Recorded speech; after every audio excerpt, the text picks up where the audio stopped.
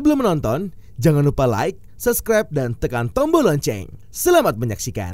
Menteri Luar Negeri Retno Marsudi melakukan pertemuan bilateral dengan Menlu Slovenia, Tanja Fajon, Ljubljana, Slovenia. Keduanya membahas isu Palestina dan peningkatan kerjasama bilateral, utamanya kerjasama ekonomi. Menlu Retno menyampaikan apresiasi kepada Slovenia atas keputusan untuk mengakui negara Palestina pada 4 Juni yang lalu. Slovenia menjadi negara anggota PBB ke-145 dan negara anggota Uni Eropa ke-10 yang mengakui Palestina. Lebih lanjut, Menlu RI mengapresiasi konsistensi Slovenia mendukung Palestina. Slovenia secara konsisten menyuruhkan pentingnya gencatan senjata dan pentingnya kelancaran pemberian bantuan kemanusiaan dengan mendukung kerja UNRWA. Sama seperti Indonesia, Slovenia telah menambah bantuannya kepada UNRWA. Selain itu, Slovenia saat ini duduk sebagai anggota tidak tetap Dewan Keamanan PBB. Dan dalam voting mengenai Palestina, Slovenia selalu mendukung dan memberikan vote yes. Dukungan lain diberikan melalui advisory opinion di ICJ, satu dari sedikit negara anggota Uni Eropa yang mengambil langkah ini.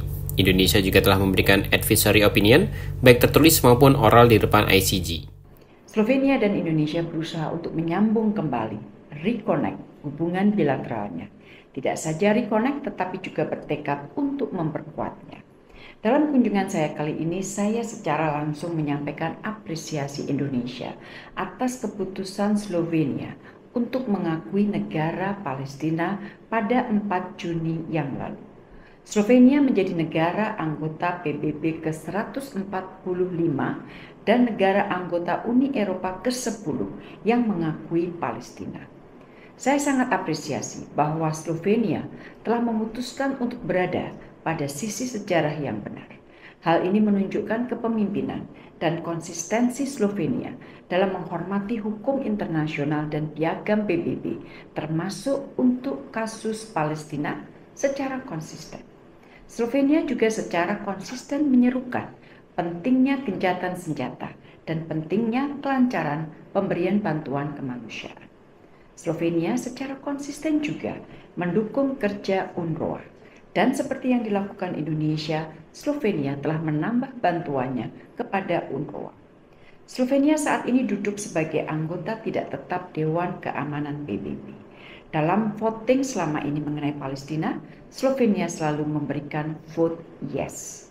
Slovenia juga memutuskan untuk memberikan advisory opinion di ICJ, di Mahkamah Internasional, dan menjadi satu dari sedikit negara anggota Uni Eropa yang mengambil langkah ini. Jika rekan-rekan ingat, Indonesia juga telah memberikan advisory opinion baik dalam bentuk tertulis maupun oral di depan ICJ. Dalam pertemuan bilateral kita sepakat untuk bekerja sama, mengupayakan perdamaian, dan memperjuangkan hak-hak Palestina. Rekan-rekan media yang saya hormati di bidang bilateral, pertemuan fokus pada upaya untuk peningkatan kerjasama ekonomi. Dalam 5 tahun terakhir, tren perdagangan dan investasi terus mengalami peningkatan. Dari sisi populasi, jumlah penduduk Slovenia memang kecil. Namun Slovenia memiliki pelabuhan koper yang dapat dijadikan pelabuhan alternatif bagi masuknya barang Indonesia ke Eropa Tengah dan Timur. Pengusaha-pengusaha Indonesia juga telah mulai melakukan kontak bisnis dengan Slovenia. Kalau kita lihat angka perdagangan dua negara, maka Indonesia mengalami surplus yang sangat besar.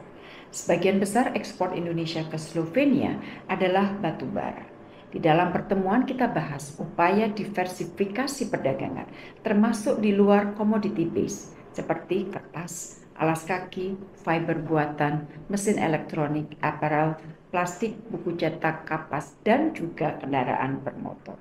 Kita juga membahas upaya untuk mempercepat perundingan Indonesia-EU Comprehensive Economic Partnership Agreement. Karena kita meyakini, apabila negosiasi sudah selesai, maka akan membuka pintu yang lebih lebar bagi upaya peningkatan hubungan perdagangan dan investasi kedua negara.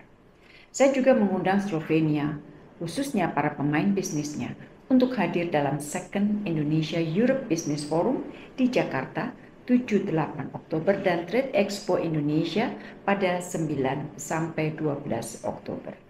Kedua Menlu sepakat untuk bekerja sama untuk terus mengupayakan perdamaian dan memperjuangkan hak-hak Palestina. Di bidang ekonomi, kedua Menlu sepakat meningkatkan kerjasama perdagangan dan investasi antar kedua negara. tren perdagangan dan investasi antara kedua negara tercatat terus alami peningkatan. Sejauh ini, Indonesia menikmati surplus perdagangan dari Slovenia utamanya dari ekspor batu bara. Keduanya juga membahas upaya diversifikasi perdagangan termasuk di luar commodity base, seperti kertas, alas kaki, fiber buatan, mesin elektronik, aparel, plastik, buku cetak, kapas, dan kendaraan bermotor. Secara khusus, Menlu RI menyampaikan bahwa walaupun jumlah penduduknya tergolong kecil, namun Slovenia memiliki pelabuhan koper yang dapat dijadikan pelabuhan alternatif bagi masuknya barang Indonesia ke Eropa Tengah dan Timur. Pengusaha-pengusaha Indonesia juga mulai melakukan kontrak bisnis dengan Slovenia. Menlu RI mengundang pelaku bisnis Slovenia untuk berpartisipasi dalam Second Indonesia Europe Business Forum di Jakarta yang akan digelar pada 7 sampai dengan 8 Oktober mendatang, dan juga kegiatan Trade Expo Indonesia pada 9 sampai dengan 12 Oktober. Kedua Menlu juga membahas upaya-upaya untuk mempercepat perundingan Indonesia-European Union Comprehensive Economic Partnership karena akan membuka pintu yang lebih lebar lagi bagi upaya peningkatan hubungan perdagangan dan investasi. Kunjungan Menlu Retno ini merupakan kunjungan pertama oleh seorang Menlu RI ke Slovenia dalam 21 tahun terakhir. Sebelumnya, Menlu Hasan Wirayuda berkunjung pada tahun 2003. Menlu Fayon mengunjungi Indonesia di bulan Mei 2023, sedangkan kunjungan Menlu Slovenia ke Indonesia sebelumnya adalah di tahun 2006. Tim Eljon Media melaporkan.